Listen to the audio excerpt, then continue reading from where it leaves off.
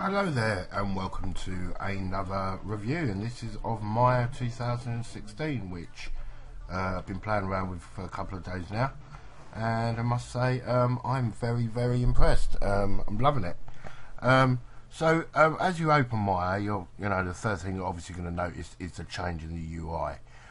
It's very different to Maya 2015.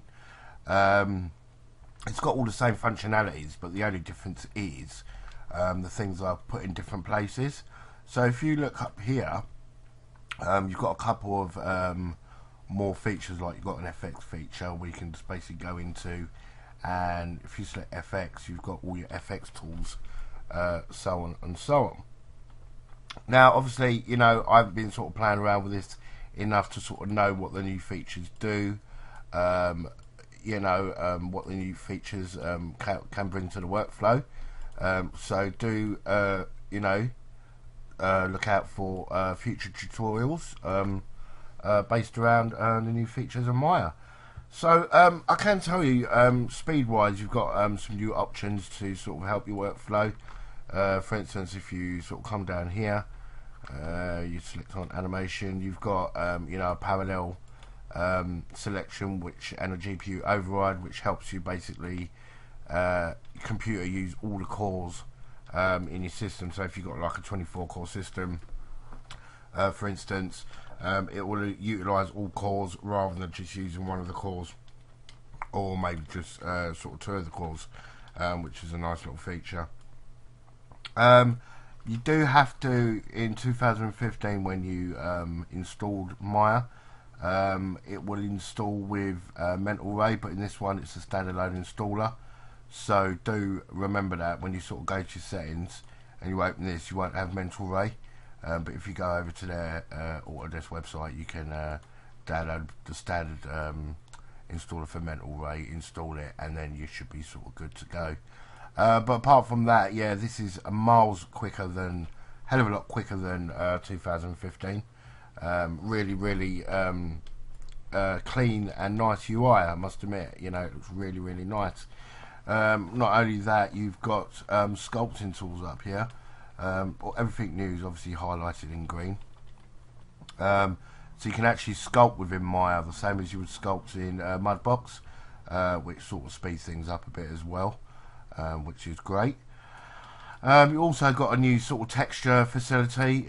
They've expanded on it and they've made it a hell of a lot better, as well as you can see here. You can sort of select object and sort of play around with the textures on that. Just bring that to one side. You can play around with the bits and bobs on there, and it will change on your model on the fly as well, which is pretty cool. So if I sort of move this, as you can see, it's sort of changing on the fly as well.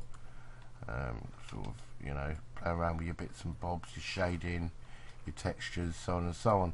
So that's a really nice touch of Maya 2016 as well.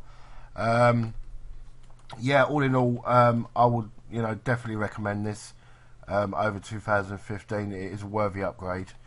It's going to do a lot more, and it's at the end of the day, it runs a lot faster as well. So that's a pretty sort of important thing if you want to get your work done more professionally and more quicker than ever before. So if we sort of open these, you can import to the cloud now. You've got a game exporter as well. Let's have a look what we got here. You've got soft body. I've not had a chance to sort of play around with that.